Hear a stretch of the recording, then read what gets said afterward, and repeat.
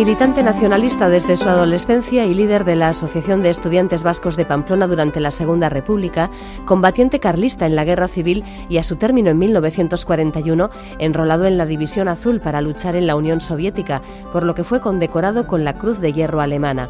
Comandante del Estado Mayor y primer diplomado militar español destinado a formarse en el Ejército de los Estados Unidos. Entre 1954 y 1982 dirigió la Caja de Ahorros Municipal de Pamplona, desde la que fomentó la obra social y cultural, y trabajó por la recuperación del euskera en Navarra.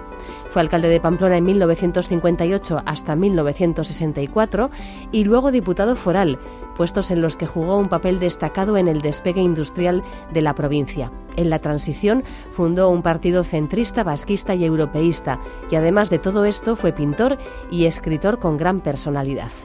Es curioso que todos estos hechos formen parte de la descripción de la biografía de una sola persona, pero es así. Estamos hablando de la biografía de Miguel Javier Urmeneta, inscrita en el convulso siglo XX, una vida con giros complejos, con momentos dramáticos y con decisiones desconcertantes, que merecía un libro importante del que vamos a hablar hoy en la sección de Eusko Ikaskuntza, en primera instancia con Juan Aguirre. Arratsaldeon. Arratsaldeon, Eva. Que se ha leído el libro y que nos va a presentar a su autor. Sí, un libro importante, un libro riguroso, exhaustivo, denso, pero impresionante, que se titula Miguel Javier Urmeneta, 1915-1988, Segunda República, franquismo y transición. Pocas personas podían haber escrito este libro y lo ha hecho, yo creo que quien mejor capacitado está para ello, que es el historiador Roldán Jimeno Aranguren, profesor titular de Historia del Derecho de la Universidad Pública de Navarra, 3 veces doctor en Historia, en Filosofía y Ciencias de la Educación y en Derecho, y además pues autor de una veintena de libros, muchísimos artículos, director de la Fundación de Derecho Histórico y que nos atiende desde Irlanda, donde se encuentra ahora mismo desarrollando en su Universidad Nacional una estancia investigadora. Así que vamos a lanzarle un saludo al otro lado de Europa, a Roldán. Hola Roldán, arratsaldeon. Kaixo, arratsaldeon. Kaixo, Roldán. Muy provechosa la lectura de esta biografía exigente, complicada, todo un reto tratándose de una figura que, pues como lo que acaba de presentar Eva, en fin, es pues, contradictoria, es difícil, que concita, o yo creo que filias y fobias, o por lo menos así se verificó en el 2014 cuando se le concedió la Medalla de Oro de Navarra, ¿no? El primer capítulo de tu libro se titula Redescubrir a Miguel Javier Urmeneta en su centenario. Y sí, no sé, a mí me da la sensación que realmente después de leer este libro, quizá las posiciones sean menos viscerales, menos tendidas hacia el cliché. No sé si este ha sido tu objetivo, el de redescubrir la figura más allá de lo ya consabido. Bueno, realmente cuando yo empecé a escribir este libro no se le había concedido la medalla de oro a Urmeneta. De hecho había empezado con este libro 2 años atrás y bueno, pues yo partía incluso hasta de una bibliografía previa, la más extensa que se había hecho sobre él, que la había hecho precisamente mi padre. Entonces realmente no tenía yo la sensación de que hubiese pues ningún sentimiento encontrado ni bueno ni malo, ni bueno, en general era una figura pues muy popular en Navarra, pero sin más. Claro, con la medalla de oro vamos a decir sí que se crearon esos clichés, para mí creo de una manera un tanto artificial y en unas circunstancias muy determinadas, porque claro, la medalla de oro se concedió juntamente a Urmeneta y a Félix Ugarte. Félix Ugarte falleció en el propio franquismo, era una persona muy controvertida y muy ligada al régimen, y bueno, tenía incluso esa medalla su punto de dudosa legalidad, porque se concedía, al fin y al cabo es un símbolo, y se concedía a 2 personas por el desempeño de su labor en el franquismo, ¿no? Entonces eso se mezcló con la figura de Miguel Javier Urmeneta, no se atendió al recorrido que luego Miguel Javier Urmeneta tuvo también en la democracia y a su propia doctrina en el propio franquismo, y realmente yo creo que se simplificó bastante pues lo que realmente es mucho más complejo. Miguel Javier era el mayor de 12 hijos del matrimonio formado por Ataulfo Urmeneta y María Jarnaute, una familia pamplonesa de clase acomodada, muy religiosos, nacionalistas vascos. En fin, este es el caldo familiar en el que se forma la personalidad de nuestro protagonista. ¿Cuál es ese medio que tanto influiría luego en sus decisiones futuras? Bueno, desde luego que el que fuese mayor de 12 hermanos tuvo muchísima importancia a posteriori en las decisiones más importantes que tuvo que tomar, ¿verdad? Y era pues la típica familia, vamos a decir, del PNV de Navarra, muy bien posicionada. De hecho, mandaron al propio Miguel Javier, que era el mayor de todos, a estudiar Derecho, y bueno, pues estaban muy involucrados en el partido, tanto su padre como el propio Miguel Javier como líder de las Juventudes Nacionalistas Vascas en la Segunda República. Hizo una campaña tremenda en favor del Estatuto Vasco-Navarro y bueno, pues bebió al fin y al cabo de sus mayores pues ese profundo catolicismo que caracterizaba pues a las familias del PNV de entonces, pero luego también, bueno, pues otras características propias de esta familia, como era pues el talante liberal, el amor al trabajo, pues una enorme generosidad que de alguna manera siempre acompañaron a Miguel Javier Urmeneta a lo largo de su vida. En julio de 1936 Miguel Javier tenía 20 años, y es entonces cuando el general Mola, gobernador militar de Navarra, se subleva, da un golpe de estado que luego derivaría en guerra civil. Entonces Miguel Javier lo que hace junto con su padre Ataulfo es alistarse de inmediato en el Requeté, en el bando carlista. ¿Qué les llevó a tomar esta decisión, Roldán? Bueno, realmente fue un momento durísimo, porque Pamplona nada tenía que ver pues con Donosti o con Bilbao, ¿verdad? En este caso el golpe militar de Mola, bueno, pues se produce en Pamplona y se abre una durísima represión de fusilados, etcétera, ¿no? De huidos. Y antes del golpe, pues la familia de Miguel Javier ya les habían advertido varios amigos carlistas, en este caso, pues que tenían serio riesgo de ser fusilados, en concreto Ataulfo, y bueno, pues ya les habían dado una serie de instrucciones de que si se producía el golpe militar, pues tenían que alistarse al Requeté inmediatamente, porque si no iban a fusilar a Ataulfo Urmeneta. Entonces, pues producido el golpe militar, pues es lo que tuvieron que hacer para salvar la vida. Tengas en cuenta además que como digo, Ataulfo era el padre de 11 niños y el 12 iba a nacer porque la madre estaba embarazada y bueno, pues fue la solución que adoptaron, y una solución que además fue consensuada de alguna manera con otros amigos de la cuadrilla de Miguel Javier Urmeneta, de todos ellos nacionalistas vascos, y se alistaron en bloque, pues cada uno pues por las mismas razones, básicamente. Acabada la guerra civil, Urmeneta permanece en el ejército vencedor e inicia su carrera profesional como militar. Y esta quizás puede ser una parte complicada de entender, porque bueno, él era abogado, tenía una profesión de la que podía vivir y sin embargo optó por seguir siendo militar franquista. Aún así, comentas en el libro que siguió manteniéndose fiel a su ideología. Sí, bueno, realmente todavía no había sido abogado porque le faltaba una asignatura para acabar la carrera, que la acabó en 1939, pero realmente en la guerra, bueno, era una persona inteligentísima y desarrolló unas dotes muy singulares en cuanto a estrategia militar, ¿verdad? Y conforme avanzó la guerra, además, fue formándose en cuestiones militares, y pues pasó de capitán de infantería y jefe de batallón, pues fue ascendiendo, ¿verdad?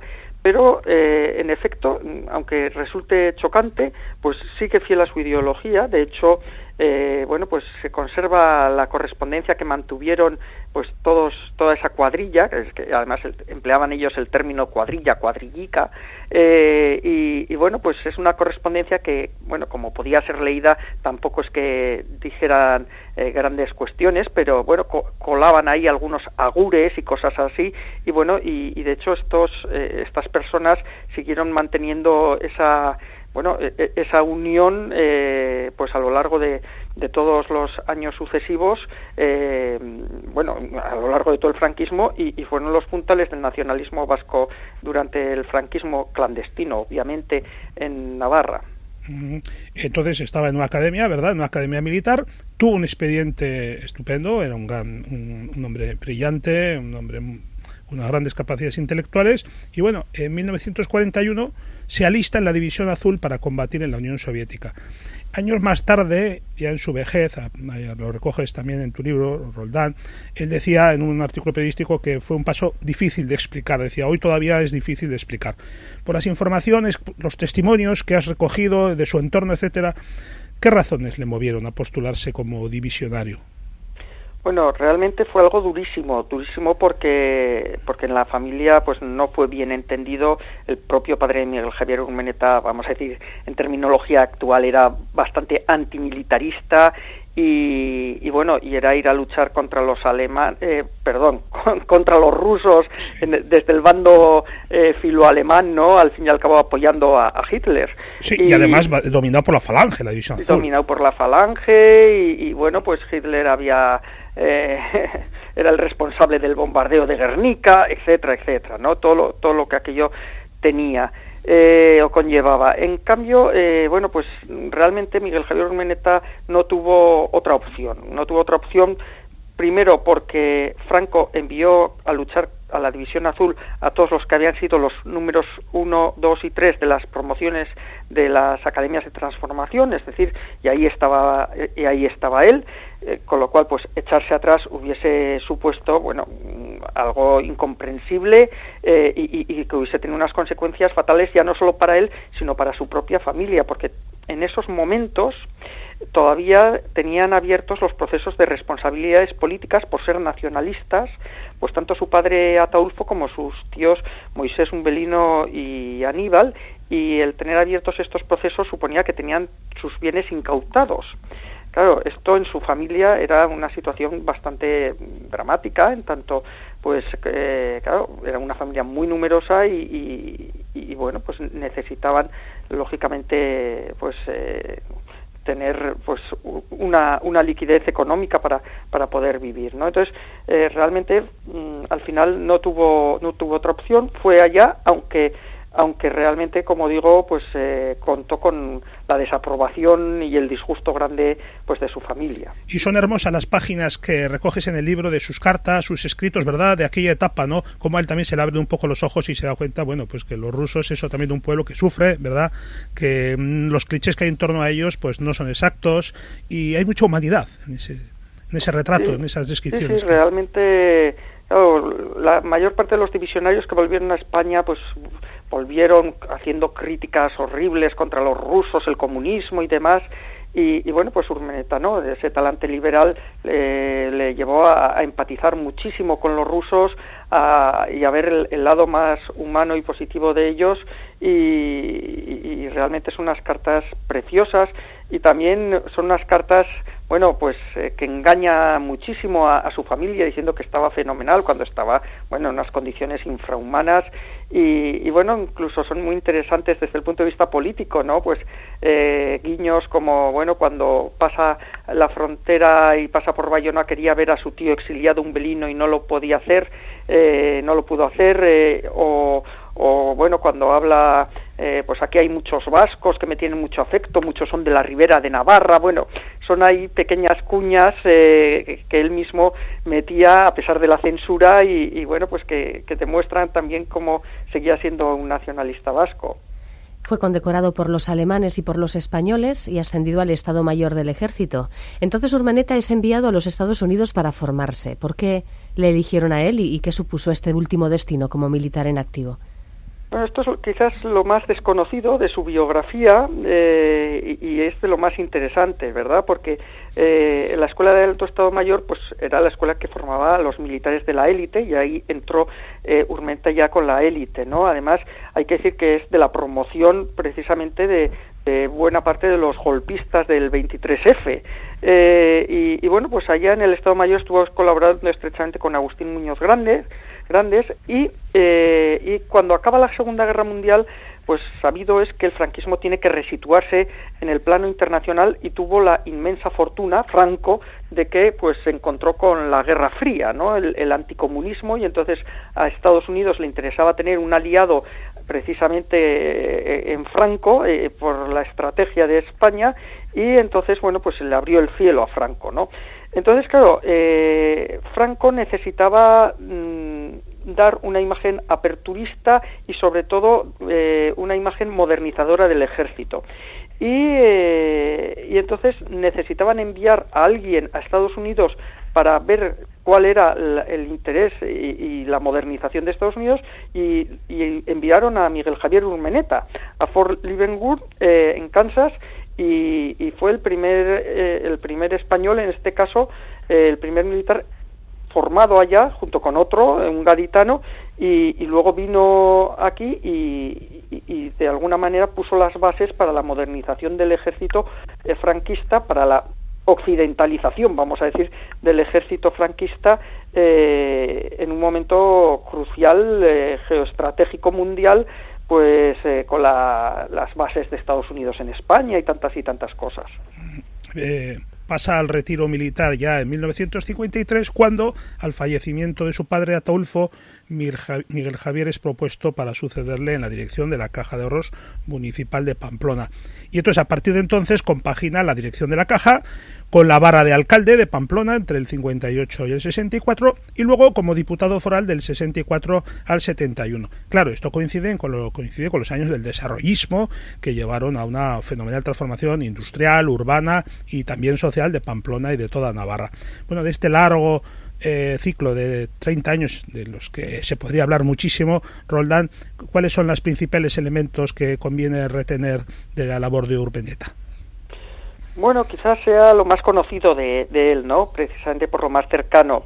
Pues como director de la Caja de Ahorros Municipal, bueno, se destacó por su inmensa obra social. De hecho, fue pionero en toda España en las obras sociales de las cajas. Impulsó cooperativas de viviendas, salas de exposiciones, bibliotecas en barrios obreros, cantidad de cosas, que como digo fue el primero en todos estos ámbitos, ¿no? Y luego pues también la industrialización. Él tenía muy claro, provenía del ejército, y el ejército había tenido un papel trascendental en la creación del Instituto Nacional de Industria, y entonces se afanó en industrializar Pamplona. Ya desde la Caja de Ahorros Municipal intentó traer la fábrica de la Citroën, que al final se fue a Vigo. Y luego en el ayuntamiento, bueno, pues vamos a decir, aparte de seguir con esas políticas, pues internacionalizó claramente los Sanfermines, logró del ejército la ciudadela para la ciudad, hizo importantísimas labores de repristinación del casco viejo, lanzó el jumelaje, el hermanamiento entre Pamplona y Bayona, algo impensable en el franquismo cuando la frontera era absolutamente hermética, dio un impulso impresionante al euskera en aquellos momentos, y se preocupó muchísimo por la creación y desarrollo de los barrios obreros para dignificarlos. Y luego ya como diputado en la Diputación Foral de Navarra, pues fue auténticamente el artífice de la industrialización del polígono de Landaven, donde está ahora la Volkswagen. Si tenemos la Volkswagen en Pamplona, bueno, que en tiempos era Audi, pues es gracias a Miguel Javier Urmeneta, clarísimamente, y tantas cosas. Por supuesto que en esos momentos también fue una figura clave pues para la creación de las icastolas y todo el movimiento cultural vasco de los últimos años del franquismo. Bueno, pues realmente hizo una labor pues grande. En el libro se recogen bastantes testimonios sobre el talante de Urmeneta, sobre su carácter liberal y conciliador, sobre el trato que pudo tener con personas de toda ideología y condición, como sus gestiones en favor de Jesús Monzón, líder comunista encarcelado. Pero puede haber quien piense que también fue un hombre que se acomodó a los vaivenes de la política y a una dictadura que causó enormes sufrimientos e injusticias. Sí, sin duda, por supuesto, y es así. Este personaje realmente tuvo unos puestos importantísimos dentro del franquismo en Navarra, ¿no? Pero paralelamente ello no supuso que cortara sus amarras con lo que podríamos denominar la oposición del propio régimen, ¿no? Era amigo íntimo de Jesús Monzón, el líder comunista.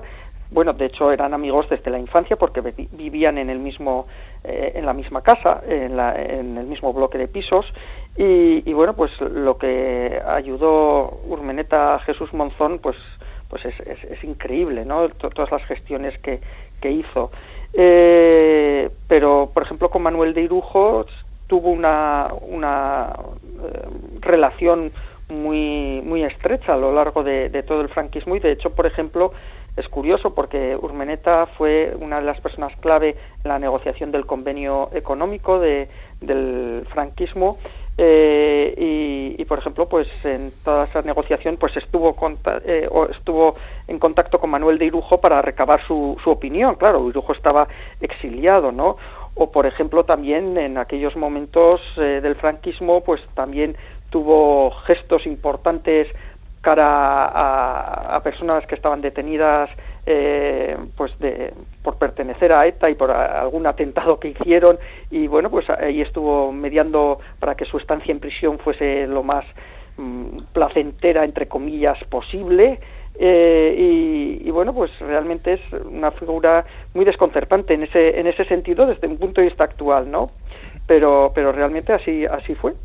Sí, y cuando el franquismo se acerca a su fin, claro, quienes desde el propio régimen estaban preparando la transición, vieron en Urmeneta a un aliado natural y le ofrecieron cargos: ministro, gobernador civil, preceptor del príncipe Felipe, hoy rey. Sin embargo, él no quiso aceptar cargos y optó por intentar abrirse un camino propio, creando su propio partido, el Frente Navarro Independiente, que se presentaría a las primeras elecciones democráticas. Este hombre pues renunció, por ejemplo, a ser ministro de Hacienda, cartera que, por cierto, la hubiese desempeñado de manera magnífica, pues por unos firmes ideales suyos de querer apostar por un partido político propio que fracasó en las elecciones, las cosas como son, y bueno, él pretendía crear un partido, creó un partido, entre, de alguna manera,